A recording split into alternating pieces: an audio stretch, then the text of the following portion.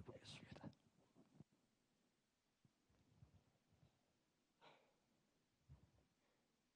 주님, 네. 저 역시 지금 이제 챕터 3 읽으면서는 주제는 이제 사랑이라고 그냥 읽으면서 그냥 정해지더라고요. 이제 특별히 그 내용을 쭉 볼 때에 말씀을 한 구절 주셨습니다. 요한일서 4장 18절 말씀입니다. 요한일서 4장 18절 말씀.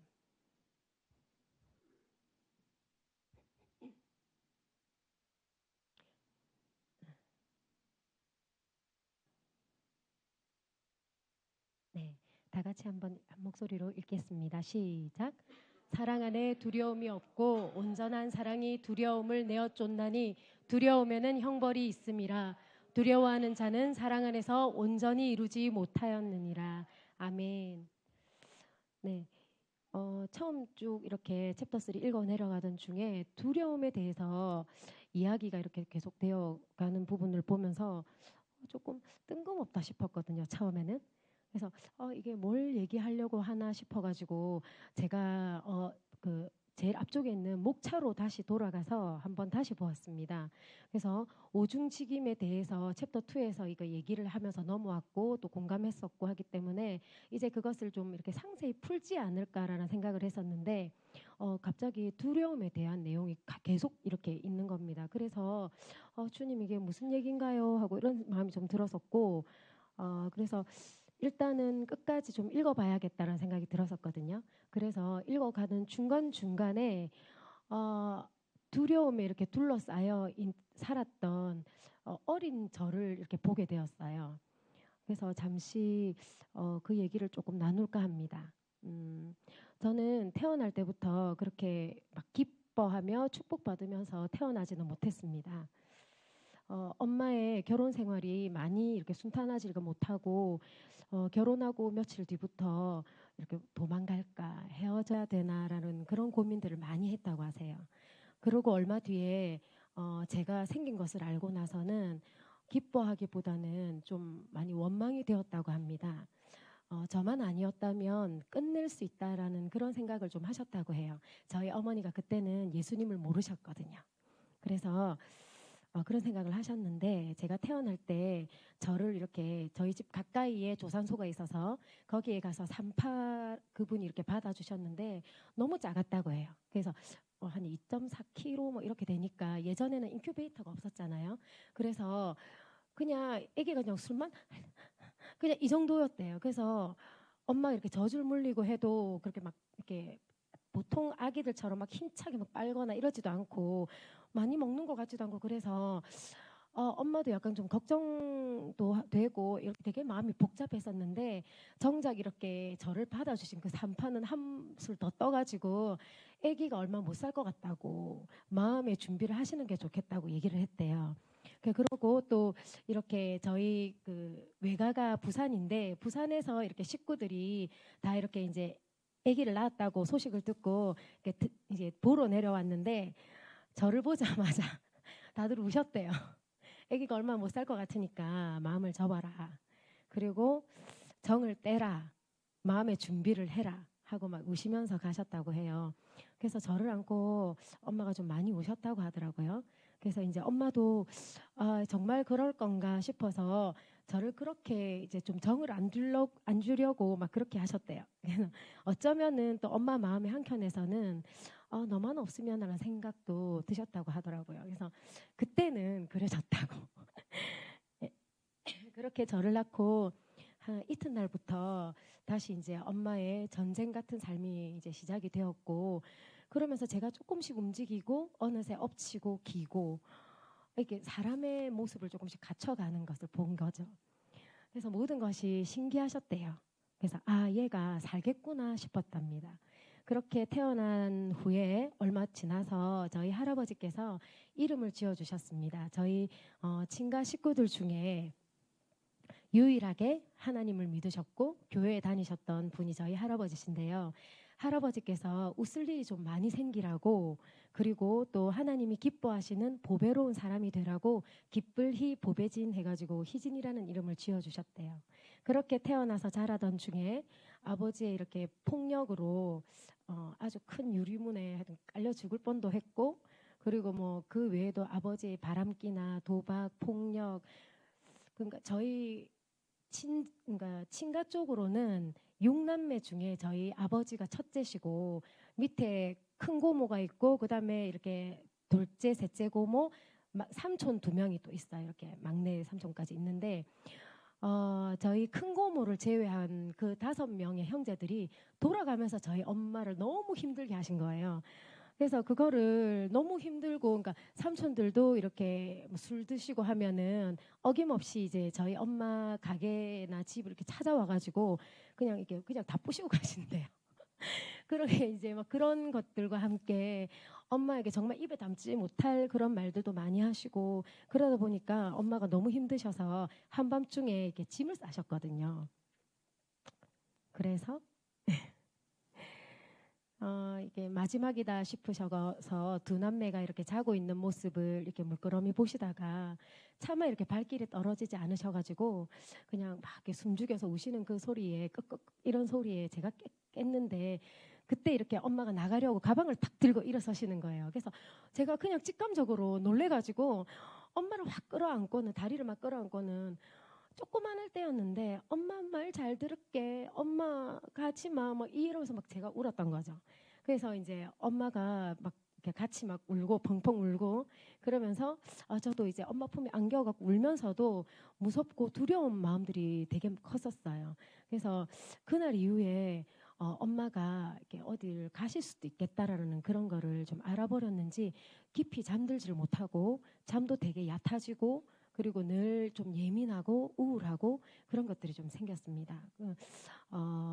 좀 그때 어릴 때 그런 두려움도 있었는데요. 그보다 또 저한테는 또 더 큰 두려움도 있었어요. 그게 뭐였냐면 체벌이었어요. 체벌이었는데 부부 싸움을 하시거나 아니면 뭐 할머니로부터 이렇게 할머니가 며느리를 막 좀 잡으시거나 아니면 이제 뭐 삼촌들 고모들 돌아가면서 이렇게 엄마를 이렇게 부대끼게 만들 때면 여러 가지 그런 일들과 상황 속에서 어, 저는 이제 계속 그 사이에서 눈치를 보면서 엄마한테 뭔가 꼬투리를 잡혀갖고 그날 홍군형이 나거나 매를 맞진 않을까 되게 막 불안에 떨었었거든요. 그래서 왜냐하면 항상 엄마가 드시는 매에는 감정이 섞여 있었어요. 그래서 모든 것이 맞다 보면은 엄마가 이제 계속 이렇게 말씀을 하시면서 막 매 이렇게 때리시는데 결국 맞다 보면은 모든 게 다 제 탓인 거죠. 그러니까 제가 그렇게 형편없고 정말 그렇게 아무 쓸데없는 아이인가라는 생각으로 정말 더 작아지고 더 안으로 숨고 골마갔었거든요. 이제 엄마는 항상 말씀하시는 게, 내가 누구 때문에 이 고생을 하고 사는데 너만 없었으면 난 벌써 딴 데 갔다, 이 고생 안 한다, 이런 말씀들을 많이 하셔서 그게 항상 이렇게 머리에 꽂혔던 것 같아요. 그래서 또는 또 이게 제가 그때 이제 초등학교 때는 누구나가 다 그래도 한 번씩은 1등을 찍어볼 법도 하잖아요. 근데 이제 저도 1등을 놓치거나 시험에서 뭐 한 개라도 틀리는 날이면은 들성 부른 나무는 떡잎부터 알아본댔다, 너는 애초에 글렀다, 내가 미쳤지, 내가 미쳐서 너한테는 가도요, 막 이러면서 막 엄마 막 가슴을 치시고 한숨 쉬시고 막 어떨 때는 막 곡소리도 나고 막 그랬거든요. 좀 그렇게 잘해도 칭찬 들을 일은 전혀 없고, 조그만 실수나 이렇게 잘못에는 인정사정 없는 좀 이렇게 매질이나 이렇게 좀 이렇게 약간 저주 섞인 그런 말들을 많이 들었고 자랐었어요. 그래서 매도 뭐 정해지지 않고 손, 파리채 뭐 여러 가지 어릴 때 그 뭐 저희 건어물 집에는 옛날에는 천정에 이렇게 다 매달아 놨었거든요.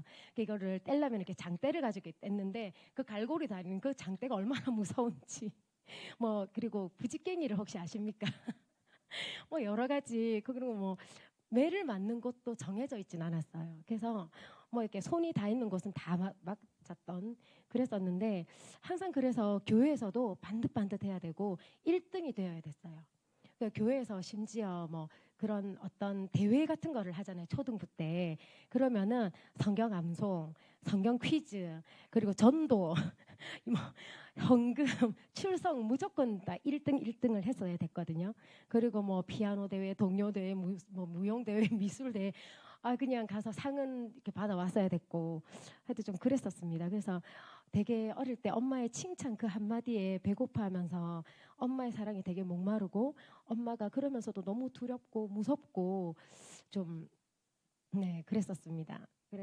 그런데도 엄마가 그래도 이만큼 버텨주셔서 내가 이만큼이라도 컸다는 생각을 자꾸 이렇게 되뇌였거든요. 그것도 사실은 또 맞는 얘기이기도 하고요. 그래서 스스로 이렇게 괜찮아지는 법을 조금씩 배운 것 같아요. 그래서 엄마는 좀 저희 친가 쪽하고 많이 다르게, 저는 사실 정말 이 최근까지도 인정하고 싶지 않았는데요. 목사님께서 근성을 길러라 이 말씀을 들으며 되게 막 속상했거든요. 왜냐하면 제가 그 얘기를 인정하는 것은 그 말씀을 인정해야 되는 것은 제가 나는 그래요 우리 친가 쪽에 피를 받았어요 이 말인 거예요. 그래서 저희 아버지 쪽으로는 사실 형제들이 다 좀 그런 부분이 있고, 근데 이제 저희 어머니 쪽으로는 근면성실에 완전 대가세요. 전부 형제들이 다 그러세요. 그래서 책임감과 이런 것들이 굉장히 좋으신 분들이시거든요. 그래서 그런 엄마의 어떤 근성이나 책임감이나 희생이 없었다면 또 이렇게 이만큼이라도 크지는 못했을 것 같다는 생각이 많이 들어서 또 많이 감사했고, 그리고 이렇게 친가 쪽을 봐도 제가 혹시나 그 피를 물려받았기 때문에 제가 또 잘못 클까봐 엄마가 되게 이를 악물고 저를 키우셨다고 해요. 그래서 또 감사하기도 하거든요. 그런데 중간에 이렇게 문제가 좀 생겼어요. 제가 결혼을 조금 늦게 했는데 그 전에 이제 막 되게 철딱선이 없고 좀 그랬었다가, 그래도 아이가 생기고 나면은 조금씩 철이 든다고 하잖아요. 근데 이제 그때 아이를 낳고서 처음 이렇게 예인이한테 매를 딱 드는데 이게 감정이 섞이는 거예요. 어릴 때는 그런 거를 잘 몰랐죠. 그냥 제가 잘못했으니까 맞는다라고 생각을 했는데, 아이를 키우면서 매를 딱 드니까 저도 모르게 남편에 대한 서운함이나 남편이 저를 도와주지 않았다는 그런 막 분노가 일어가지고 아이한테 매를 막 드는 거예요. 그래서 제가 너무 놀라고 스스로도 되게 제가 막 스스로 제가 좀 두렵기도 하고 좀 그랬었어요. 그래서 그때 그런 제 모습 때문에 이제 엄마의 어린 저한테 이렇게 막 매질을 했던 그 모습이 떠올라서 엄마의 그 마음이 알아차려져 가지고 그때부터 엄마에 대한 막 원망과 분노가 막 일어나기 시작하면서 좀 주체를 할 수가 없었었는데, 그럴 무렵에 예인이 유준이가 조금 이렇게 크면서 막 움직임이 좀 많아지고 하면서 어, 어쨌든 제가 되게 좀 정신없이, 왜냐하면 아이 둘을 동시에 이렇게 육아를 했고 거기다가 그 전에 이제 큰 교회에 이렇게 맡은 일들이 좀 많아가지고 이렇게 좀 일에 치이고 막 이러면서 좀 되게 좀 정신없는 시간들을 보냈었거든요. 바쁘게 보내다 보니까 그게 그 감정이 그대로 이렇게 없어지는 것이 아니라 해결받은 게 없이 그대로 멈춰서 있었어요. 그랬는데 제가 헤브론 안으로 이렇게 들어오면서 어, 그 두 분 목사님이 벌거벗었으나 부끄럽지 아니하였더라. 그리고 내 안에 모든 그런 죄들을 흔들어서 그게 다 드러나게 하고, 이런 과정의 훈련을 받으면서 다시금 그런 어릴 때 그런 것에 대한 분노, 원망, 그리고 이렇게 두려운 마음들이 지금도 엄마에 대한 그런 약간 두려움이 조금 남아 있거든요.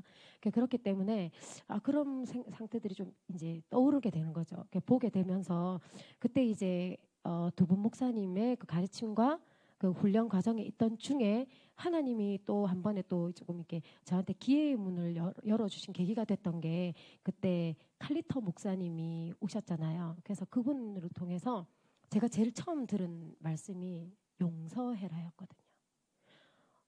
근데 그냥 알아져 버렸어. 그래서 그냥 그 용서해라 그 말이 그냥 펑펑 울었던 그 기억이 있거든요. 그래서 그 목사님의 용서하라는 그 말에 그냥 주님의 음성으로 들려버렸어요. 그래서 이제 엄마의 인생을 이렇게 좀 보고 하면은 그냥 같은 여자로서의 그냥 그런 마음으로 보더라도 사실 이해 못할 부분은 아니고 그 참 엄마도 참 여자로서 인생을 봐도 그러고 아, 참 불쌍하다라는 생각도 좀 들기도 했거든요. 그랬는데 그보다도 제가 이번 이렇게 어릴 때의 그런 이렇게 생활들, 삶들을 이렇게 돌아보면서 쭉 적다 보니까 어, 엄마는 저는 이제 엄마의 그런 어쨌든 보살핌으로 통해서 제 어린 그 생명을 이렇게 연장해 갈 수 있었는데 엄마는 어린 저를 통해서 어쨌든 버티고 하시면서 예수님이라는 큰 생명을 만나셨어요. 엄마는 대개 유교와 불교 집안이 그렇게 이렇게 완전히 대대로 이렇게 내려오는 그런 집안이었는데 심지어는 저희 외할머니께서 친구분이 다 이렇게 주지 뭐 이런 분들이셨거든요. 그래서 기억에 딱 남는 그 한 장면이 조금 했을 때 할머니 외할머니 댁을 딱 갔는데 입구 바로 맞은편 쪽이 할머니 방이셨거든요. 그래서 할머니 방에 문이 활짝 열려져 있었는데 엄마랑 딱 들어서는 순간 옆에 계신 분이 약간 회색 절복이었던 것 같아요. 그분이 이렇게 저를 이렇게 보시면서 저 예수쟁이 이러더라고요. 그래서 되게 그때는 어린 마음에 엄마한테 이렇게 숨었던 그런 기억이 있는데 그럴 만큼 할머니 주변이 다 그렇고 그래서 지금도 엄마가 어쨌든 저의 그 이렇게 제가 이렇게 자꾸 눈에 밟히고 주저앉고 했던 그걸로 인해서 어쨌든 복음을 받아들이고 예수님을 만나고 기도의 자리에 더 나아가게 되고 그러면서 어머니가 지금은 이제 그 외가 자기 그 어머니 식구들한테 복음을 전하는 자로 그래서 저희 그 첫째 이모도 복음을 그 예수님을 영접하고 천국 가시고 그렇게 지금 이제 어머니가 그런 자리에도 이렇게 서게 되셨습니다. 그래서 하나님께 너무 감사드리고 그렇지만 아직 과거의 그런 두려움에 여전히 사로잡혀 가지고 하나님의 사랑한다는 그 음성에도 살짝 의심이 될 때도 있었거든요. 자라오면서. 그래서 그런 저를 이제 주님이 자꾸 만지고 시작하셔서 진짜 사랑이 무엇인지 또 알려주시고 두 분 목사님을 통해서도 또 여기 계시는 여러 집사님을 통해서도 사랑받게 하시고 그래서 너무 감사해요. 그리고 그리고 이제 그 챕터 3를 보면서 오중직임을 감당하기 위해서는 반드시 우리 안에 주님의 사랑으로 가득 차야 하는데 그게 왜일까라고 생각하니까 주님이 이미 그 사랑 자체이시기 때문이더라고요. 주님이 사랑 자체이시기 때문에 우리가 주님으로 가득 차야 하고 그것이 하늘의 통치를 받는 자의 삶이라는 것을 알 수 있었습니다. 그 다음이 이제 우리가 이렇게 우리의 입술을 열어서 영의 고백을 하고 그리고 삶의 자리에서 주님의 사랑을 실천해 나가는 그래서 주님께서 말씀하셨던 내가 너희를 사랑한 것 같이 너희도 서로 사랑하라는 그 말씀을 이루시는 것 같습니다. 증인의 삶도 지금 목사님께서 계속 이렇게 말씀을 주고 계신데 똑같은 것 같아요. 나를 죽인 그 자리마다 주님의 사랑으로 가득 채워 넣는 것 그것이 하늘의 통치를 받는 것입니다. 그리고 저는 사사기 말씀과 이번 챕터 3를 통해서 과거에 그런 두려움에 얽매여 있는 저를 만나게 되었는데요. 주님이 나를 과거로부터 자유케 하시겠다는 그 주님의 신뢰를 믿지 못하고 있었거든요. 절대 그것을 벗어날 수 없을 거다. 나는 엄마의 그 그늘에서 그리고 어렸을 때 그 두려워하는 그 마음에서 나는 벗어날 수 없을 것 같다라는 생각을 되게 많이 하고 있었는데 이것이 저의 너무 큰 교만이고 하나님을 신뢰하지 못함이었다는 것도 알게 되었습니다. 그래서 현재 저는 회개하고 자꾸 돌이켜서 주님이 내미시는 그 손을 잡고서 과거로부터 자꾸 빠져나오려고 지금 계속 그 과정 중에 있는 것 같습니다. 그러면서 몇 가지의 저의 죄를 또 더 보게 하시고 그렇게 하셨는데 얼마 전에 지금 제가 사도행전 말씀을 그저께 이제 다 읽었거든요. 그런데 이제 그 20장 말씀에 사울이 다메섹으로 가던 중에 예수님을 만나고 바울이 된 사건을 이렇게 보게 되었는데 주님은 그 사울의 눈을 바꾸셨고 세상의 소리에 민감했던 사울의 귀를 바꾸셔서 주님의 음성을 듣게 하셨고, 온갖 지식과 내 생각, 내 과시에 취해 있었던 사울의 말을 바꾸셔서 오직 주님만 드러나게 하셨더라고요.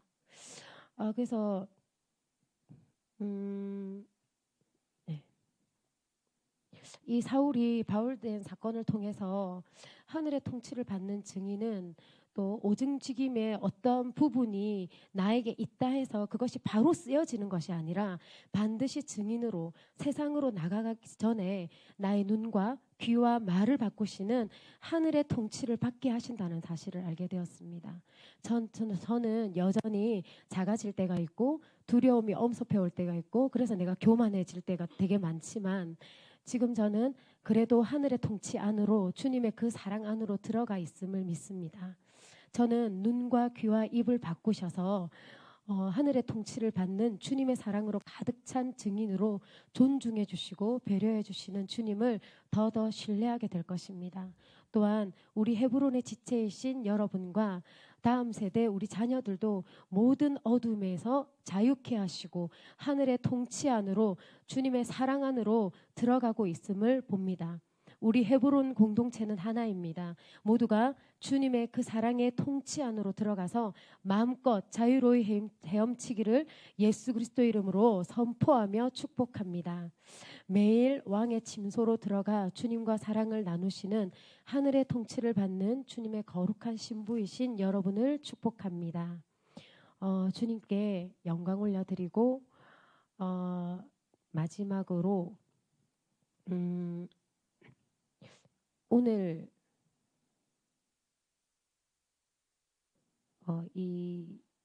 본 말씀을 한 번 더 읽어드리고 내려가겠습니다. 요한일서 4장 18절. 사랑 안에 두려움이 없고 온전한 사랑이 두려움을 내어 쫓나니 두려움에는 형벌이 있음이라. 두려워하는 자는 사랑 안에서 온전히 이루지 못하였느니라. 아멘. 주님 감사합니다. 할렐루야.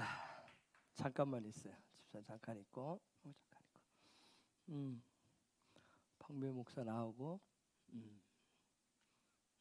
우리 조희진 집사가 이런 고백을 한 걸 제가 처음 들었기 때문에 이 시간 오늘 말씀 잠깐 제가 또 이따 사사기 말씀을 잠깐 또 나누겠지만, 우리 속에 제일 어렵고 힘든 게 이 두려움이라고 하는 부분이에요.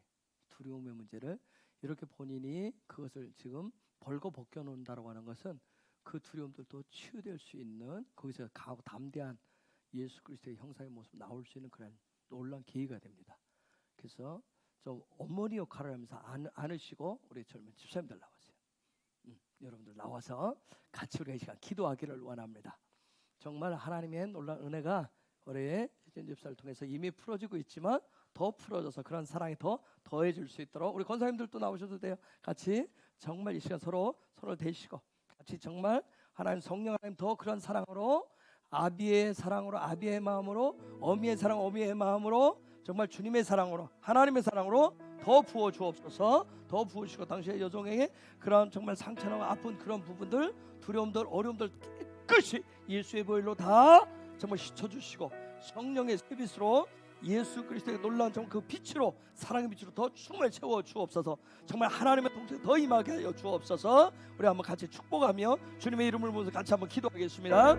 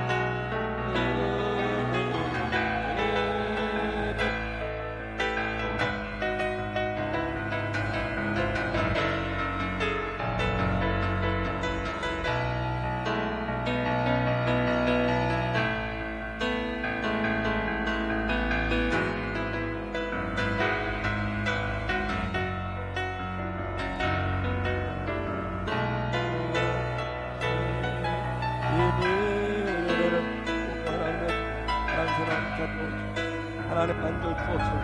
주님 취하여 주시기를 원하는 주님의 영광 주는 걸 드러내시옵소서.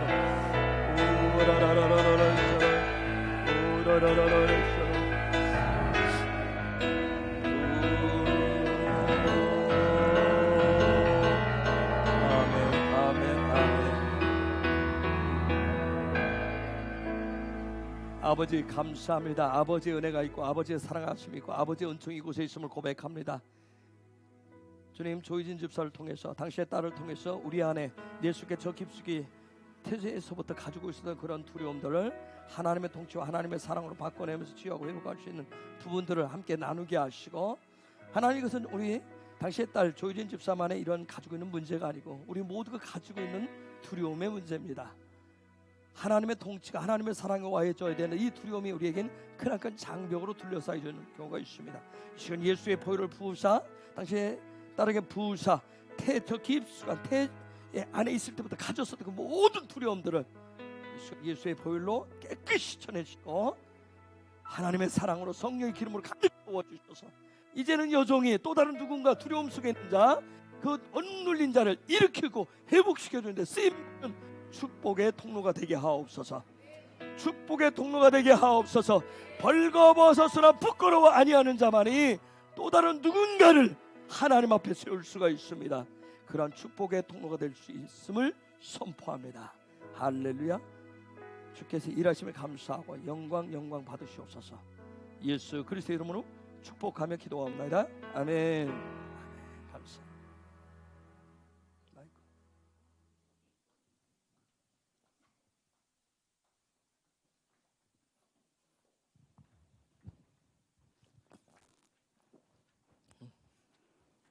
무럭무럭 잘 자랐어요. 더 이상 엄마나 권위자에게 사랑받기 위해서 움직이지 않고 사랑하는 기쁨 안에서 행할 수 있는 사람이 되었어요. 그리스도 안에서 두려움도 못 박혔고 그리고 슬픔도 못 박혔어요. 내 엄마처럼 내 결혼 생활은 불행할 거라고 생각했던 것들도 못 박혔어요. 그리고 내 남편이 우리 아빠의 연약함이 그대로 나타나 엄마 같은 삶을 살 것 같은 두려움도 다 못 박혔어요. 이미 주님이 개입하셔서 일하고 계세요. 그래서 이미 시작된 그리스도의 놀라운 능력이 지금 나타나고 있고, 잊지 마세요. 조희진은 권위자와 그리고 엄마와 남편과 그들을 위해서 살아가는 사람, 사랑받기 위해서 움직이는 사람이 아니라 하나님의 사랑 때문에 그 사랑이 너무 좋아서 춤추고 웃고 노래하며 일하는 사람으로 이미 그렇게 살고 있어요. 더 증가될 거예요. 다른 이유가 아니에요. 절대 남편이 안 버려요. 왜냐하면 하나님이 못 버리게 했어. 그리고 하나님께서 그래서 저자세일 필요도 없고 하나님이 기회를 주시는데도 용감하게 나가시면 돼요. 하나님은 내 결혼 생활을 지키세요. 그래서 용시경제 들어오는 자고 있더라도 주님이 일하고 계십니다. 할렐루야. 주님이 일하고 계십니다.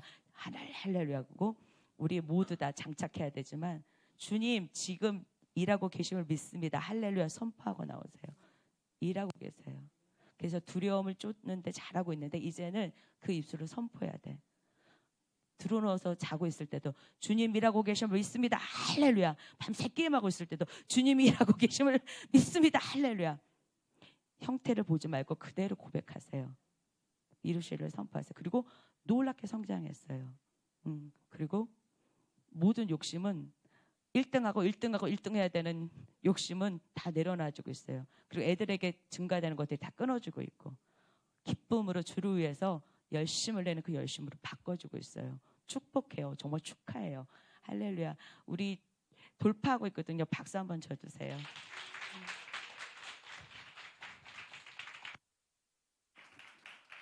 아멘. 주님의 하실 일들에 영광 올려드립니다. 사사기 1장 3절 말씀.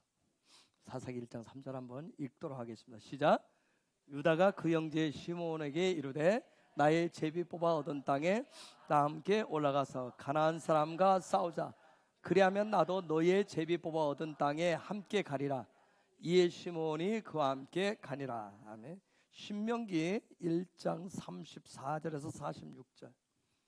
신명기 1장 34절에서 46절 읽어볼까요? 시작.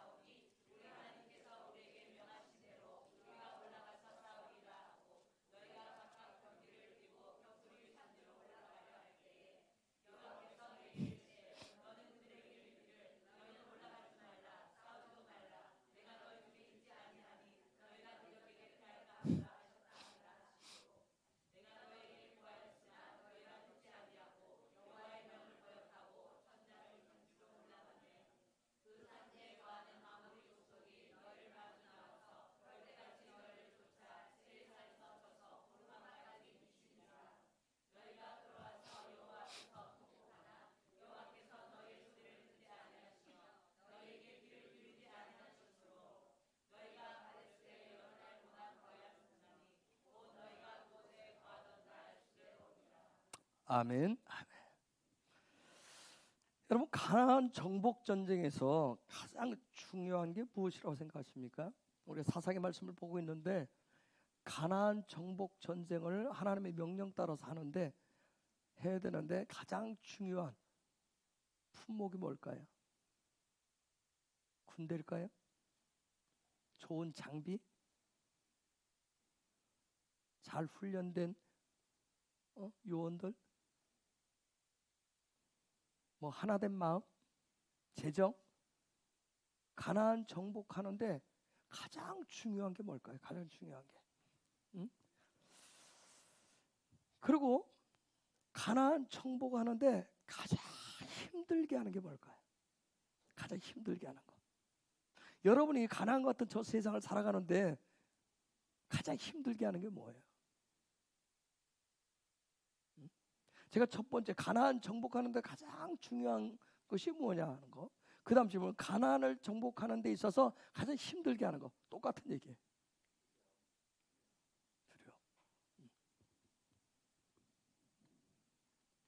그 뭐냐면 우리가 아까 사사기 말씀 1장 3절 봤지만 요 부분이에요. 순종이에요. 가나안 정복, 하나님의 말씀이 떨어졌어요. 그렇죠? 올라가라. 유다 지파가 가라. 저와 여러분 이 시대도 마찬가지예요. 염려하지 마라. 가라. 하는데 우리가 하나님의 말씀이 있음에도 불구하고 이 순종하기가 너무 어려워요. 그렇죠? 말씀 그대로 순종하는 게. 가장 우리가 세상 살아가면서 신앙생활이나 믿음 생활하지만 가장 어렵고 힘든 것도 이 순종이에요. 순종하기가, 이 순종이라고 하는 동물이 가장 힘들어요. 응? 자, 이스라엘 백성이 광야 생활을 통해서, 광야 훈련을 통해서 무슨 믿음이 생겼을까요? 이스라엘 백성이 광야 40년을 통해서 무슨 믿음이 생겼을 것 같아요? 어떤 믿음? 광야 40년을 통해서 어떤 믿음이 생겼을 것 같아요? 하나님을 바라보는 믿음이 생겼어요. 즉 무슨 얘기냐면 하나님을 바라본다라고 하는 것은 그 하나님, 나의 믿음의 대상이 누군가, 내가 믿고 바라봐야 될 대상이 누군가, 그분이 바로 야훼 하나님이라고 하는, 여호와라고 하는 그 믿음이 생겼어요. 자, 하나님을 바라보는 믿음은 두 가지인데, 첫 번째는 믿음의 대상으로서, 나의 섬김의 대상으로서 바라보는 그 하나님. 또 한 가지, 두 번째는 그 하나님의 손이 끊임없이 나와는 상관없이 주변의 환경과는 상관없이 그분의 손이 일하심을 신뢰하는 믿음이에요. 이 두 가지가 하나님을 바라보는 믿음. 우리가 신약성경에 보면 사복음서에 보면 리빙 토라이신 예수님이 오셔서 말씀이신 그분이 오셔서 예수님이 보여주시는 그분의 33년의 생애 모든 삶의 현장에도 제가 말씀드린 이 하나님을 바라보는 이 두 가지 믿음을 통해서 특히 그분의 공생애 가운데 기적과 이적과 표적과 역사들이 있었어요. 이 두 가지를 통해서. 여러분, 이 두 가지 하나님을 바라보는 믿음, 첫 번째, 나의 믿음의 대상으로, 섬김의 대상으로, 예배의 대상으로 하나님에 대한 하나님이다, 여호와뿐이다라고 하는 것이 믿음이 생기셨다면 여러분 축복합니다. 여러분, 내가 섬기는 대상들이, 예배하는 대상들이 정말 여호와냐는 거예요. 우리가 환경 때문에, 상황 때문에 이게 수시로 바뀌어요. 섬김의 대상들이 힘의 권력이 오고 여러 가지 뭐 왜요? 아까 이 두려움이라고 하는 부분 때문에. 두려움.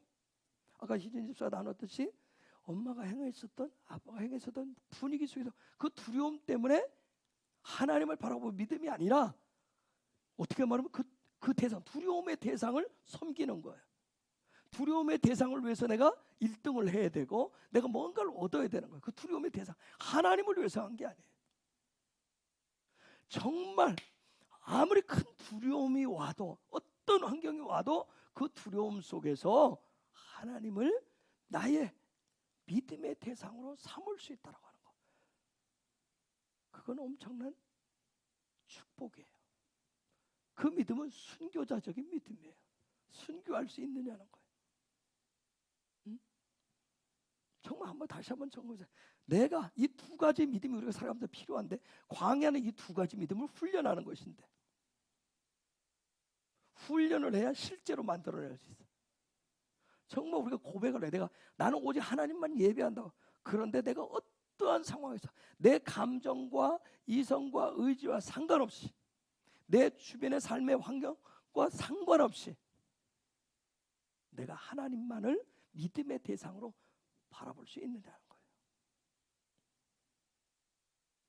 한번 그건 여러분의 믿음을 측정해 볼 수 있어요.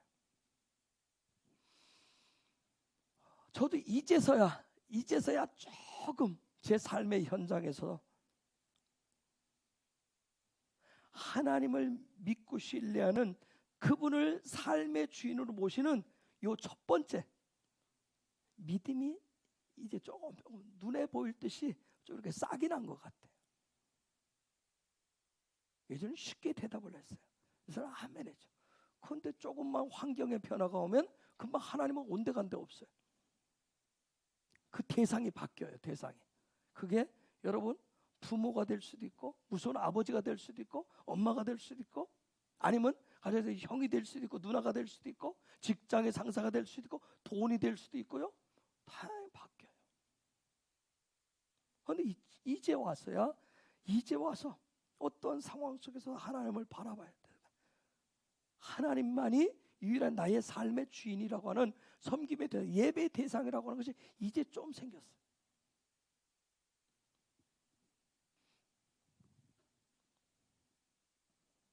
그리고 그 다음 두 번째, 내 삶의 모든 것을 하나님 손에 맡기는, 내 삶의 모든 것을 하나님 손에 맡기는 그 믿음. 즉 무슨 얘기냐면 하나님이 전적으로 일하심을 믿고 신뢰하는 믿음의 삶을 이제 두 번째 훈련하는 중이에요. 옛날에 그냥 맡기세요. 아멘. 아멘은 너무 잘했는데 맡겨지지가 않는 거예요. 그렇죠? 맡긴다고 기도했는데 기도하고 나도 못 맡겨요. 우리는 못 맡겨요. 왜? 내가 해야 돼. 내가 내 성격 급하니까 내가 해놓고 끝내야 돼. 내가 뭔가를 해야 돼. 이제서야 하나님 손에 온전히 맡기는 그 믿음의 훈련은 이제 시작 중이에요. 혹시 여러분들 가운데서 이 두 가지가 다 되신 분이 있으면 저는 정말 존경하고 싶어요. 이 부분이 다 된다면.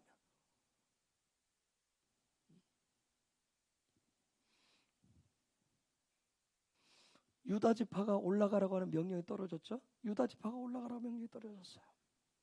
하나님 그러고 약속했어요. 뭐라고 했어요? 하나님의 손이 함께 하겠다고 그랬어요. 유다 지파가 올라가라. 그럼 나의 손이 함께 할 것이다. 나의 능력이 함께 할 것이다. 너희가 내가 올라가라는 이 명령을 따라서 순종해서 올라가면 내 손이 함께 할 것이고 그 땅을 다 줄 것이라고 얘기했어요. 유다 지파가 그 말씀을, 그 명령을 어떻게 했어요? 믿음으로 받았어요. 믿음으로 받았어요. 그리고 시므온 지파하고 어떻게 했어요? 하나가 돼서 올라갔어요. 시므온 지파는 뭐라고 그랬어요? 시므온 지파의 정체성이 순종이라고 그랬어요. 지금 유다 지파가 뭐예요? 아멘, 예썰 하고 지금 이 두 가지 바라보는 믿음하고 그다음 뭐예요? 하나님의 손을 전적으로 신뢰하는 믿음으로 지금 순종해서 올라간 거예요. 우리가 이 쉐마라고 하는 말, 쉐마는 듣다는 뜻인데, 쉐마라고 하는 것은 듣는다라고 하는 건 뭐예요? 들은 그대로 행하는 삶을 얘기해요. 들은 그대로. 거기에서 걸러내고 판단하고 내가 분별해내고 내가 이거 따져보지 않고 하나님 말씀하시면 그대로 행하는, 그걸 순종이라고 얘기를 해요. 유다 지파가 얘기해요. 왜 하필이면 나냐고. 하필이면 왜 꼭 나냐고요. 그렇죠? 하필이면 왜 꼭 우리냐고. 꼭 내가 해야 돼. 그렇죠? 나 말고도 할 사람이 얼마나 많은데. 그 때로는 여러분은 그런지 모르겠지만 때로 말씀 보는 게 힘들 때도 있어요. 말씀이 나한테 이렇게 말씀하시면 왜 꼭 이 상황에서 이거 하라고 그러냐고. 유다 지파 그럴 수 있는데 뭐예요? 그들이 쉐마였어요. 올라가라. 그 말씀 그대로 지금 순종했다는 거예요. 순종이라고 하는 것은 이처럼 하나님을 믿음의 대상으로 바라볼 뿐만 아니라 하나님이 일하실 것을 전적으로, 여러분, 하나님이 유다 지파에게 올라가서 너희들 가운데 장정 훈련된 애들, 너희들 가운데 나머지 11지파에서 뭐 훈련된 애들 너희들 마음대로 뽑고, 아니면 나머지 11지파로부터 재정적인 후원을 받고 그들이 가진 최고의 무기를 가지고 싸움 잘하는 애들 골라서 올라가라고 하지 않았어요. 그래 유다 지파 가라고 그랬어요.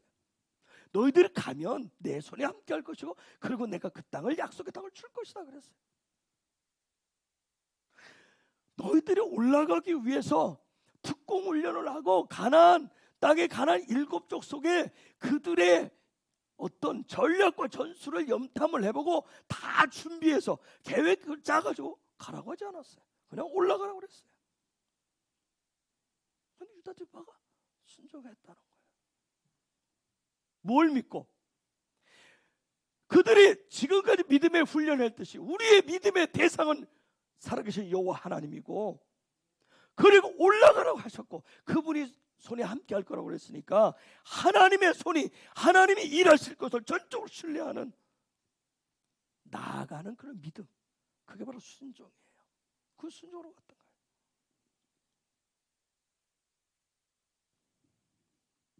그런데 이와 같이 믿음으로 바라보고 순종하는 믿음의 발걸음에도 가로막는 장벽이라고 하는 게 생겨요.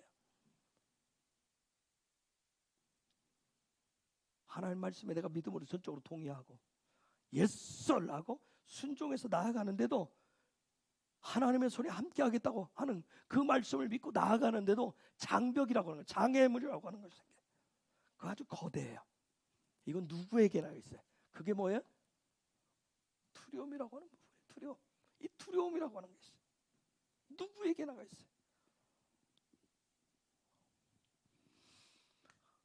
하나님이 살아계신데 왜 오늘 이 시대도 징조나 이적이나 표적과 기사 이런 것들이 나타나지 않는 이유는 우리의 저와 여러분들의 하나님을 바라보는 믿음, 우리가 예배를 잘못 드려서 그 우리의 믿음이 잘못돼서가 아니라 그 믿음의 대상이신 그분을 바라보는 그 믿음이 없어서가 아니라 두 번째 때문에 하나님의 손이 일하심, 하나님이 일하신다라고 하는 거, 하나님의 일하심을 전적으로 믿고 온전히 맡길 수 없게 만드는 우리 안에 이 두려움 때문에 그래요. 두려움.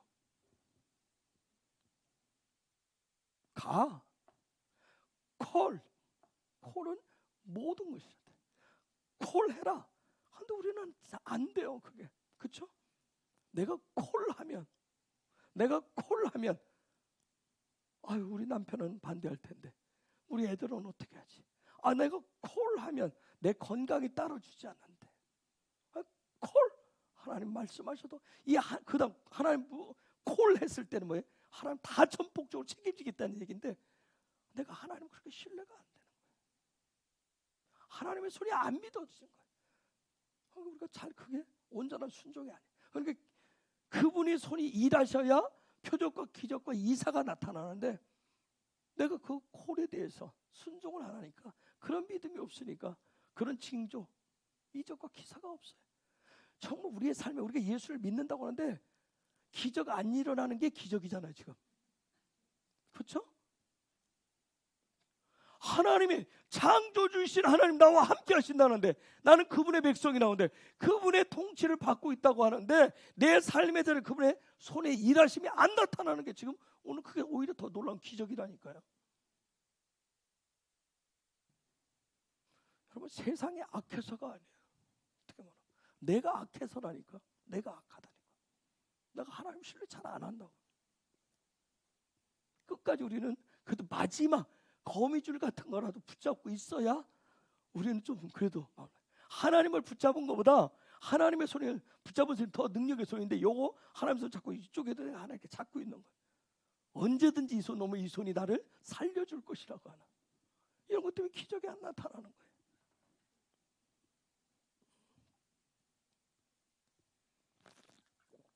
왜요? 하나님의 저쪽 신뢰하면 안 될 것 같은 내 속에 이 두려움이라고 하는 게 있어서 그래. 이 두려움이 일을 하는 거야. 두려움. 응? 우리가 하나님의 명령, 하나님의 말씀을 실제로 이룸에 있어서 가장 큰 장벽은 두려움이에요. 두려움.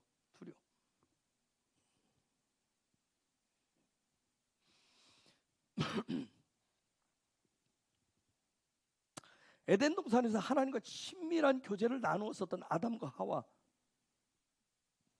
하나님과 놀라운 삶을 살았었어요. 그렇죠? 하나님과 날마다 교제하며 살았어요. 그런데 우리가 알다시피 선악과 사건을 통해서 죄를 범함으로 인해서 가장 먼저 생긴 게 뭐예요? 두려움이에요. 두려움. 가장 먼저 그들에게 생겼던 두려움이었어요. 창세기 3장 10절.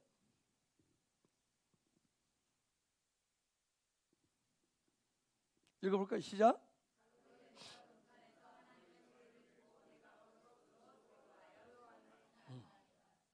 두려움. 저 두려워. 여러분 두려워라고 하는 말이 히브리어로 뭔지 아세요? 이래요. 이래. 두려워하다. 이래. 요 앞에 야훼를 붙이면 여호와 이래. 아시겠어요? 여호와 이래. 여호와 이래는 뭐예요? 어떤 하나님이에요? 공급하시는 하나님이에요. 그렇죠? 공급하셔. 그런데 그 이래가 두려움이에요. 다른 말로는 하나님을 향해서 두려움, 경외감이라고 그래요. 그런데 여러분 잘 보세요. 이래를 한번 보세요. 이게 뭐예요? 요도 손을 이게요. 이게 라가 뭐예요? 에? 씨. 보다예요. 보다. 뭘 보는 거예요? 하나님의 손을 보는 거예요. 하나님의 능력을 보는 거예요. 하나님의 손이 함께하면 거기에 뭐예요? 공급하심이 있어요. 채우심이 있어요. 그런데 우리는 그 손을 보지 못하기 때문에 두려움 속에 있어요. 여전히 두려워하는 거예요. 공급되어지지 않을까 봐, 뭔가 끊어질까 봐, 뭔가 생기지 않을까 봐 하는 두려움이 있어요. 하나님을 향해서 경외감보다는 하나님이 공급해 주실 것이라고 하는 것보다는, 그런 경외감보다는 뭐예요? 세상이 나에게 주지 않을 것에 대한 두려움이 훨씬 많이 우리 안에 들어와 있어요. 그죠? 내가 이렇게 하면 건강을 더 잃어버릴지 몰라, 내가 이렇게 하면 버림받을지 몰라 하는 그런 두려움이 훨씬 많아요.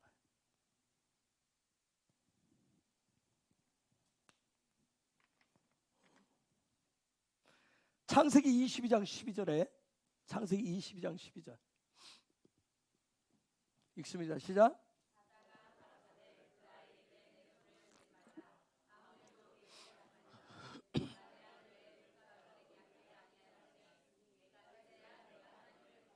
하나님을 경외하느라 이래, 여호와 이래하는 줄 알아노라. 여호와 이래를 원하기는 저와 여러분이 하나님을 정말 두려워할 수 있기를 축복합니다. 하나님을, 세상이 주는 두려움보다, 세상에 어떤 것들이 주는 그런 두려움보다 여호와 하나님을 더 두려워하는 그런 믿음 갖기를 축복합니다.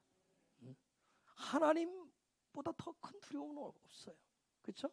하나님보다 더 큰 두려움은 없다고요. 하나님을 제일 큰 두려움으로 여기시는 저와 여러분들 되시길 예수 이름으로 축복합니다. 그런 하나님을, 저에게 내가 하나님을, 여호와를 두려워하는 줄 아노라. 하나님이 얼마나 두려웠으면 뭐예요? 자기 하나밖에 없는 새끼를 내놓잖아요. 그렇죠? 여러분, 하나님이 정말 두려워서 여러분이 가장 소중히 여기는 거 내놓는 분 계세요? 세상에 무서워서 내놓는 것보다 어떻게 다 끌어안잖아요. 그렇죠? 내가 다 마치 지킬 수 있는 것처럼. 우리가 시편 8편에 있는 말씀처럼 여호와는 나의 반석이요 나의 요새요. 우리는 말은 잘해요. 근데 자기 자신이 바위가 되어주잖아요. 자기가 요새가 되어주잖아요. 내가 지켜줄게. 내가 지켜줄게. 내가 책임져 줄게. 이 아빠가, 이 엄마가, 내가 엄마 아빠 있으니까 아무것도 두려워하지 말아라. 우리가 책임져 줄게. 하나님은 어디 갔는지 모르겠어요. 우리의 다음 세대, 우리의 자녀들에게 우리가 끊임없이 해야 될 부분들. 물론 엄마 아빠를 통해서 하나님이 그 뒤에 계신 그 부모를 통해서 공급하시는, 지키시고 보호하시는 그 부분을 얘기를 해야 되겠죠. 그러니까 우리가 교회 다니고 하지만 신앙 안에 산다고 그러지만 그 아이들이 정체성을 찾고 그런 거랑 지나기 전까지, 그러니까 어떻게 보면 예수님을 만나는데, 하나님을 만나는데 가장 큰 장벽이 누구예요? 방해거리가 부모가 될 수 있어요. 부모가 돼요. 부모가 하나님처럼 다 하는 거예요. 정말 여호와 하나님은 멀리 계신, 나이 지긋하게 드신 그런 산신령 같은 할아버지야.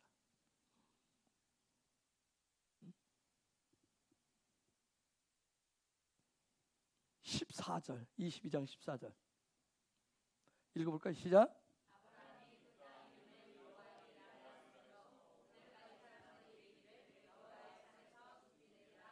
아멘.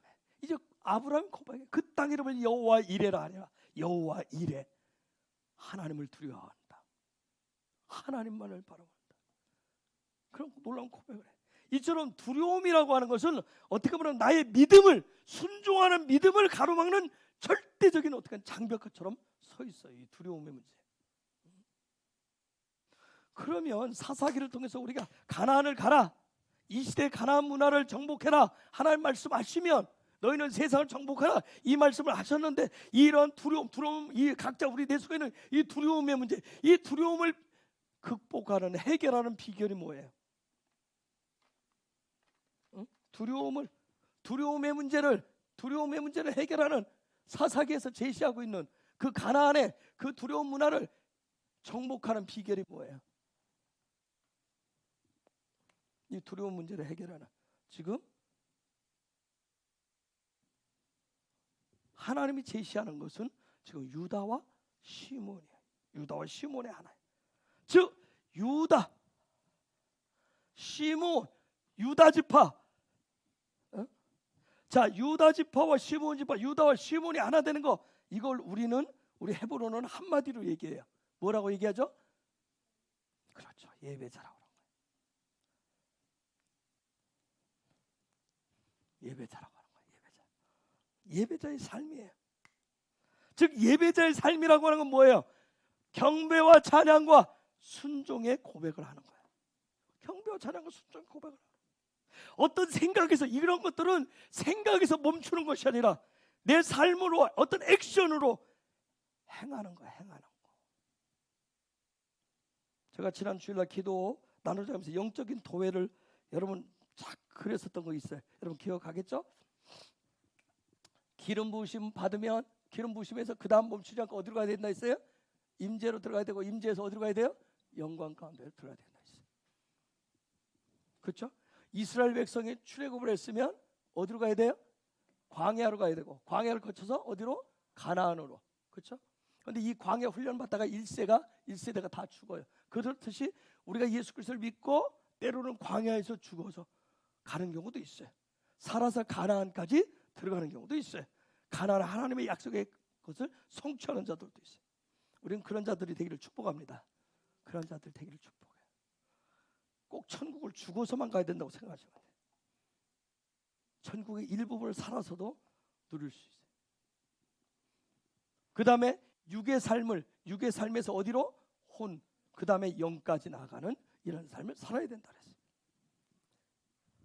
이런 부분들을, 이런 두려움, 여러 가지 하늘의 것을, 이런 놀라운 것들, 영광을 실제로 끌어당기는 예배자의 삶을 살기 위해서는 우리의 생각에 대한 부분을 또 영적 도에서 훈련해야 된다 했어요. 그래서 어떤 생각? 영적인 생각을, 믿음의 생각을 많이 하세요. 믿음의 생각을 많이 해서 요거 그 다음 단계는 요걸 내 글로 표현을 하라고 했어요. 글로 써보라고 그랬어요. 그렇죠? 생각을 수없이 만들고 글로 써봐. 이게 먼저 그다음. 그리고 이 글로 자꾸 쓰다 보면 뭘로 나온다? 말로 나온다. 말로 나온다. 여러분 생각만 많이 끝나시면 생각은 한계가 있어요. 이건 그냥 사라져갈 뿐이에요. 믿음의 좋은 생각들은, 믿음의 말들은 계속 올라오면 써보셔야 돼요. 계속 써서 하시다 보면 말로 그게 실제가 돼서 나와요. 예배자라고 하는 것은, 예배자는 말의 권세로 살아가는 거예요. 예배자는 말의 권세로 살아갑니다. 옆에 계신 분에게 당신이 예배자입니다. 그래서 당신은 말의 권세로 살아가는 거예요. 아멘. 아멘. 그럼 말의 권세로 살아가는 거예요. 따라서 하나님의 얼굴을 구하고 하나님과 얼굴을 맞대는 키스하는 삶의 연속을 통해서 내가 말의 권세를 가졌을 때, 그때 전진하고 돌파하는 삶을 향해서 나아가시는 거예요.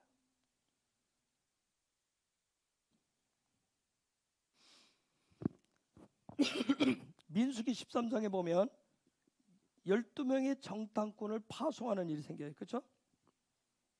그들이 하나님의 약속의 땅을 들어갔다 올 때 포도송이 한 송이, 두 사람이 메고 올 정도로 엄청난 물건을 가지고 왔어요. 사람들이 그거 보고 환호성을 질렀죠. 그런데 백성들의 마음이 다 뒤집어졌어요. 뒤집어지는 사건이 생겼어요. 그렇죠? 뭐 때문에 뒤집어졌어요? 뭐 때문에 마음이 다 뒤집어졌죠? 하나님을 향하지 못하고, 조금 전에 포도송이 어떤 기적, 이적 봤을 때는 와 할렐루야 역시 했다가 10명의 뭐 때문에? 말 때문에. 말 한마디에 속이 다 뒤집어졌어요. 여러분 그렇죠? 살다 보면 금방 은혜 얘기하고 금방 얘기하다가 말 한마디에 확 다 뒤집어지는 경우 있잖아요. 그렇죠? 그 부정적인 말 한마디에, 그렇죠? 분별력 없는 그 말 한마디에 그래서 속이 다 뒤집어져서 막 모두가 낙담과 절망과 긴 밤을 새면서 원망 불평. 그 말 몇 마디가 그들의 마음을 다 뒤집어놨어요. 생각해 보세요. 포도 한 송이를 따오는데 두 사람이 메고 오니까 얼마나, 와 역시 하나님 짱이야. 하나님 역시 우리를 출애굽하신 이유가 있어. 금방 막 치유가 일어나고, 어떤 일이 일어나면 그때는 할렐루야 하다가 옆에서 그래봤자지 나한테는 일어나지도 않던데 뭐 어쩌다 한번 일어나겠지. 이런 말 몇 번 들으면 뭐해? 역시 하나님은 짠돌이야 하면서 금세 또 이제 원망 불평 돌아가. 금세 이거 말 몇 마디에 이런 사건을 쭉 가요. 그러다가 16장에 또 고라 일당도 생겨요. 즉 고라라고 하는 부분, 고라, 엉뚱한 소망을 가졌다 했어요. 엉뚱한 소원을 가졌어요. 엉뚱한 꿈을 가졌어요. 그래서 이 고라가 누구를 향해서 덤벼? 모세를 향해서 덤빕니다. 즉 하나님의 진리를 향해서 던지는 거예요. 하나님의 말씀에 대해서, 하나님의 약속에 대해서, 하나님의 형상에 대한 엉뚱한 해석과 적용을 했다는 얘기예요. 그래서 하나님 또 나서잖아요. 그래서 그들에게 가진 직분, 직임에 대해서 또다시 하나님 정리를 합니다.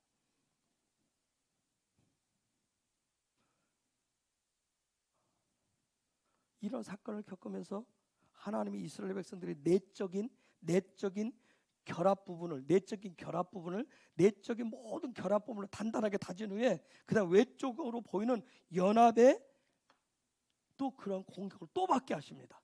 그게 누구냐면 발락과 발람 사건이에요. 그런데 내적으로 이들이 이런 과정을 통해서 다시금 내적으로 딱 이렇게 다졌다고 생각했는데 외부에서 살짝 발람과 발락이 간접적인 영향을 했는데 그 영향을 받아요. 그게 미디안 여인과의 베냐민 지파, 그 음행 사건이에요. 이때 이 문제를 해결한 사람이 누구예요? 비느하스예요. 페르시라카나. 비느하스가 창으로 찔러버렸어요. 정보에 비느하스가 말씀의 권세로 찔러버린 거예요. 말씀의 권세로 해결했어요. 성경은 모든 것이 다 뭐예요? 살아있는 말씀으로 해결하게 됐어요. 근데 이 말씀은 다 어디로 나가요? 입을 통해서 나가요. 그래서 말의 권세, 입술의 권세가 엄청난 거예요.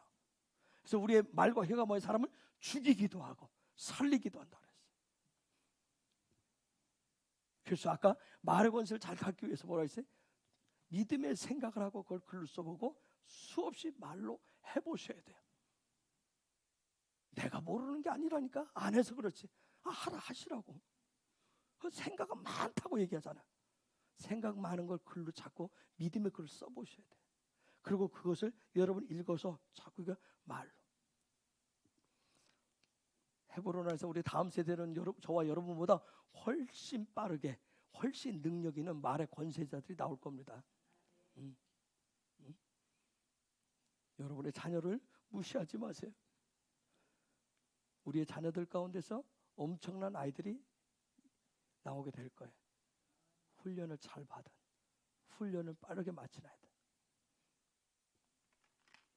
이달은 아비벌이라고 그랬어요. 성서를 아비벌의 달이라고 했어요. 아비벌은 뭐의 달이에요? 말씀의 달이에요. 말씀의 달. 그래서 이 아비벌의 주로 읽는 건 뭐라고 했어요? 신명기예요. 신명기 말씀을 읽습니다. 그래서 가나안 정복이라고 하는 것은 어떤 이성, 감정, 의지로 하는 게 아니에요. 뭘로 해요? 다바림으로 하시는 거예요. 다바림. 말씀으로 하는 거예요. 다바림으로. 가나안 정복은 다바림으로 하는 거예요. 여기서 바르가 뭐예요? 예수 아들이에요. 아들의 아들. 아들에 대한 부분이 뭐예요? 이게 달렛이 문이에요. 아들에 대한 문이 열려야 돼. 아들에 대한 문이 열려야 돼. 그러면 뭐가 나타나요? 하나님의 손이 일하시는 거예요. 하나님의 손이 일하심이 나타나는 거예요. 이것을 뭐라고 얘기해요? 이걸 복음이라고 얘기합니다. 이걸 복음이라고 얘기하는 거예요. 근데 여러분 가나안 정복을 들어갈 때, 가나안 정복할 때 적이 쓰는 전략과 전술이 있어요. 하나님의 백성들은 유다 지파와 시몬 지파가 연합해서 가는데 무엇을 가지고 가면 다바림을 가지고 가요. 그러면 가나안족들이 가만히 있지 않아요. 저들이 반항을 할 거 아니에요. 저들도 전쟁 쳐들어. 그럼 이들이 쓰는 전략과 전술 두 가지가 있어요. 그게 바로 유혹과 미혹이에요.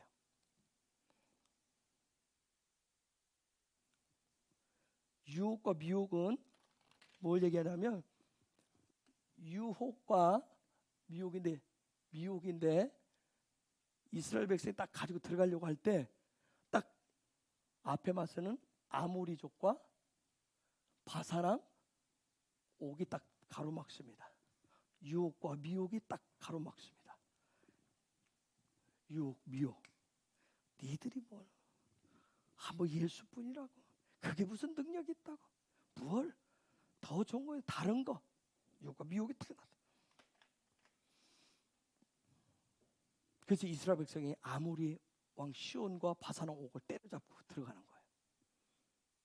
여러분, 가나안 전쟁의 중점은 야훼 하나님의 말씀을 얼마나 신뢰하고 순종하느냐에 달려 있어요. 저와 여러분, 오늘 이 시대에 가나안과 같은 세상을 향해서 나아가서 정복자로 예배자로 살아내는 데는 야훼 하나님의 말씀을 얼마나 개인적으로 신뢰하고 순종하느냐에 달려 있어요. 따라서 우리의 모든 믿음의 삶은 오직 하나님의 손에 달려 있음을 절대로 잊으시면 안 됩니다. 있는 그 순간 내 안에 뭐가 일어나겠어요? 두려움의 거인이 일어나요. 내가 하나님의 말씀을 잊어버리면, 놓쳐버리면 여전히 두려움이 이렇게 키를 키워요. 그리고 거인이 되어서 나타나요. 아까 신명기 1장 34절에서 46절까지 봤어요. 이건 민수기 14장 20절에서 45절에 있는 내용인데, 신명기 1장 34절에 가보면 하나님이 이렇게 얘기합니다. 아까 13장 정탐꾼 사건이 생겨난 다음에 하나님 말씀하시니까 여호와께서 너희의 말소리를 들으시고 너희의 말을 들으시고, 놀랍죠? 다른 행동을 보고 하나님 노하신 게 아니에요. 그들이 하는 말을 듣고 하나님 노하셨대요. 정말 우리의 말이라고 하는 게 얼마나 하나님을 기쁘시게도 할 수 있고 하나님을 분노하게 하실 수도 있어요. 우리의 말이라고 하는 것이. 그래서 이 입술을, 말의 훈련은 굉장히 중요한 거예요. 야훼 하나님의 분노를 일으키신 것은 이스라엘의 말소리를 하나님 들으셨대요. 그러면서 하나님 뭐라 하면 광야 1세대가 죽을 것이라고 얘기했어요. 심지어 누구도, 모세도 광야에서 죽게 하십니다. 그리고 여호수아와 갈렙만이 들어가게 하시다. 39절로 넘어가. 그들을 어떻게 바라는지 읽습니다. 시작.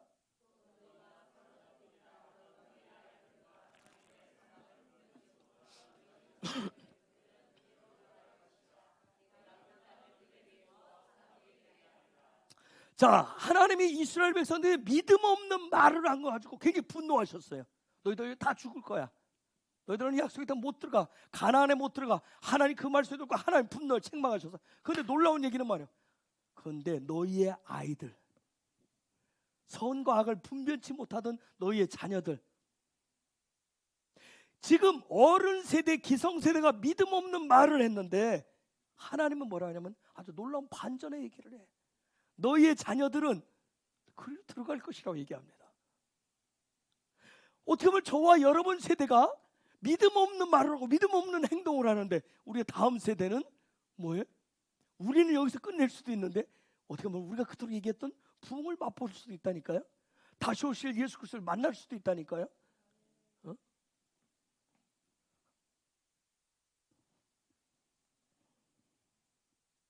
여러분, 토라는 하나님의 말씀을 계속해서 다른 얘기 안 해요. 하나님 말씀에 대해서 순종하는 것에 대해서, 하나님 말씀에 순종하는 것을 얘기해요. 그래서 순종의 기준은 자신에게 두지 않는 거예요. 자신에게 두지 않는 거예요. 내가 기준점이 되지 안 돼요. 내 자신이. 그래서 우리가 조심해야 돼요. 저도 마찬가지고. 자, 나봐. 내가 하는 대로 해. 야. 엄마가 그렇게 가르쳤어? 그렇게 가르쳤어? 아빠가 그렇게 안 하더라? 자기가 기준 돼가지고 막 하는 거야. 그게 마치 순종인 것처럼. 이제는 저와 여러분의 입에서 열면 뭐가 돼야 돼요? 누가 기준이 돼야 돼요? 예수가, 하나님의 말씀이 기준이 돼야 돼요. 하나님 그렇게 말씀하셨어? 성경이 지금 그렇게 얘기하고 있어? 예수님 그렇게 보여줬어? 이렇게 생각하는데 이게 잘 훈련이 안 된단 말이에요. 우리는 내가 기준 되니까 말 안 들으면 막 여러분 순종 안 하면 막 화딱지 나죠. 그죠? 하나님도 화딱지가 난대요. 순종은 내가 기준 되는 거 아니에요.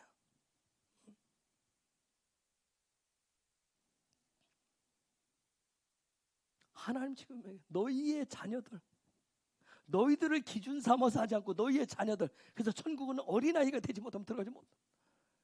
어린아이가 되어야 된대요. 저런 얘기하니까 41절에서 막 이들이 이스라엘 백성이 또 자신들의 의지 표명을 합니다. 41절 41절 읽어볼까요? 시작.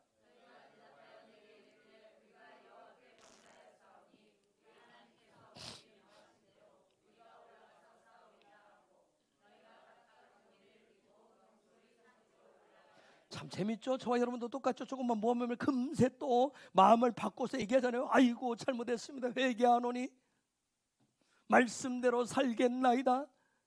해보겠나이다. 또 이렇게 얘기하잖아요. 왜 하나님이 이렇게 얘기하면 그냥 뭐라 할까요? 42절에 읽습니다. 시작.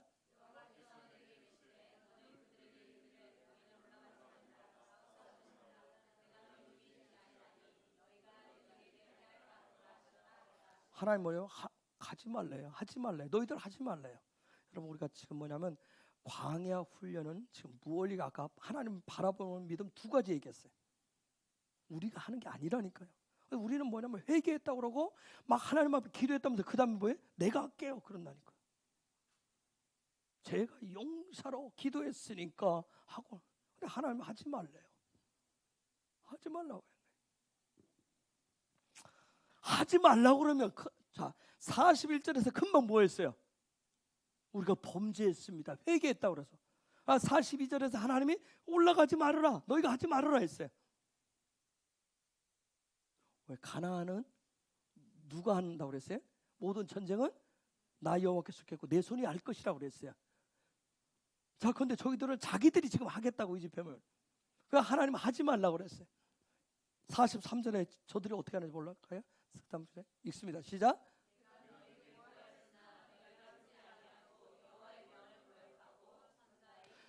회개했다는데 저 여러분이 기도했다는데 문제는 뭐야? 또 고집을 피우는 거예요.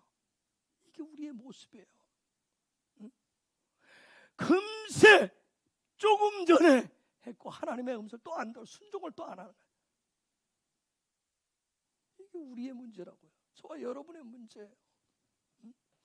정말 하나님 앞에 회개했다면 내가 정말 회개했다면 하나님 음성을 그 다음부터 잘 들어 순종해야 되는데 회개했다고 하는데 기도했다고 하는데 금방 하는 행동은 뭐예요? 또 하나님의 말씀 안 듣고 또 내 뜻대로 하겠다고 또 거역했대. 그래서 자기들 뭐해? 산지로 올라가매. 여러분 산지가 뭐예요? 산이 뭐죠? 네? 산이 하루예요. 하루. 마치 자기가 회개했으니까 조금 전에 회개했으니까 뭐야? 나는 저 하루라고 하는 것은 산 정상을 얘기해. 고지를, 영적인 고지를 얘기하는 거야. 내가 회개했으니까 내가 기도했으니까 이제 나는 어느 정도 수준이 돼. 나는 수준이 돼. 나는 기도하는 사람이니까. 나는 조금 회개도 자주 하니까 하면서 스스로 그 고지에다 올려놓는 거예요. 모든 믿음의 여정에 저와 여러분들이 조심해야 될 게 뭐예요? 모든 기준점을 자기가 정하는 거예요. 자기가 기준이 되는 거예요. 자기가 판별하고 자기가 결정을 다 해놔요. 내 믿음은 요 정도야. 내 수준은 요 정도야. 다. 지금 그 산지로 하나님이 뭐라고 그랬어요? 올라가지 말라고 그랬어요. 하나님 가지 말라고. 하나님은 하지 말라고 하는데 자기가 뭐예요? 내가 나를 평가하는데 나는 충분하다니까. 나 정도의 믿음이면 다 되지 하고 지금 올라갔어요. 44절에 읽어볼까요? 시작.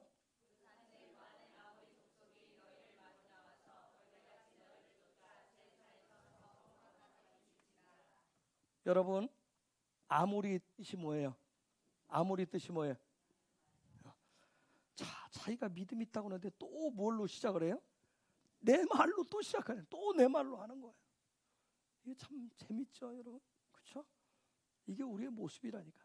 내가 기도하고 내가 예배드리고 내가 뭐 했는데 그래서 내 나름대로 믿음이 있다고 하면서 또 내 말을 하는 거예요. 또 내 말을 하는 거예요.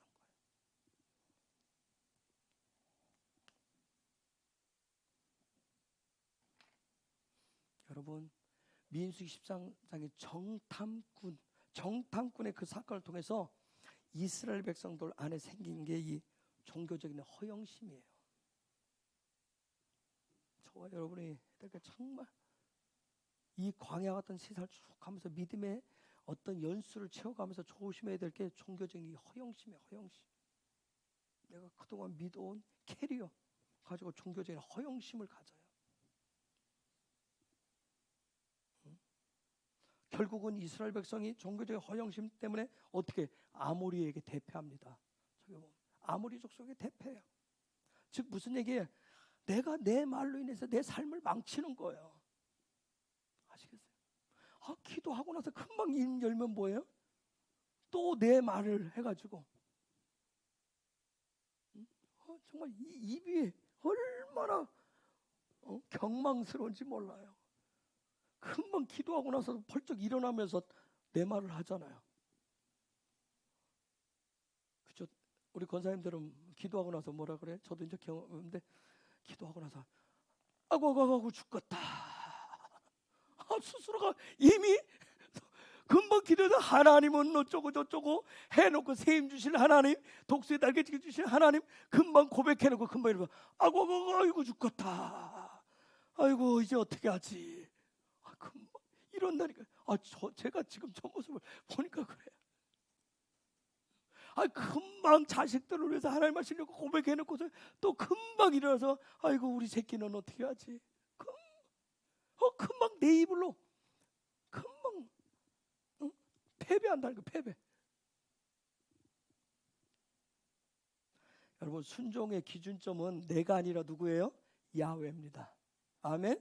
옆에 계시면 순종의 기준은 당신이 아니라 여호와 하나님이십니다. 아멘. 그래서 광야가 꼭 필요한 거예요. 광야는 순종의 훈련장이에요. 순종의 훈련장. 가나안은 그럼 뭐하는 장이겠어요? 가나안은 훈련한 그 순종에 대해서 해석하고 적용하는 전쟁터예요. 전쟁터. 적용하는 전쟁터예요. 우리가 마지막 때 살아가는 증인이 되시려면 그래서 시세를 분별할 줄 아는 시세를 분별할 때 이사갈의 기름 부으심이 필요해요. 잘 오늘 우리가 살아가는 이 시대에 환경, 여건, 상황들 잘 분별할 수 있는 기름 부으심이 필요하다고요. 응? 내가 가지고 있는 내 이성, 내 감정, 내 의지를 앞세우는 것이 아니라 하나님의 여호와의 말씀을 앞세울 수 있는 그런 기름 부으심이 필요합니다. 응? 여러분 그렇기 때문에 이 영적인 시즌 기회를 잘 취하셔야 돼요.